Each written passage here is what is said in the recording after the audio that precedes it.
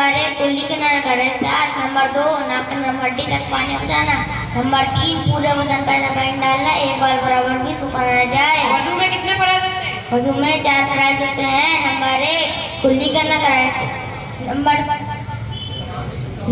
1 चेहरा धोना, एक कान गिलास दूसरे कान गिलास कर पिछाने के बल टुड्डी के नीचे तक।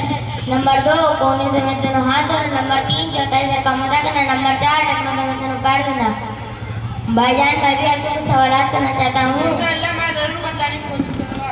नवाब और से बतलाएं। नंबर 1 पागल या दीवाना हो जाना। नंबर 2 बीमारियां किसी और वजह से बेहोश हो जाना। नंबर 3 मुंह खोल कर क्या करना। नंबर 4 नमाज में बेकाम मार कर रखना। नंबर 5 एक या सारा लगा कर सो जाना। नंबर 6 जिस्म के किसी हिस्से से खून या कहीं पर निकल कर अपनी जगह दबाई जाना। नंबर 7 हवा का खारिज हो जाना। नंबर 8 पेशाब या पैखाने के रास्ते से किसी चीज का निकलना। भाईजान मुझे आपसे मिलकर बहुत खुशी हुई। मुझे भी बहुत अस्सलामु अलैकुम। वालेकुम अस्सलाम वरहमतुल्लाहि वबरकातुहू। माशाअल्लाह माशाअल्लाह, बहुत खूब।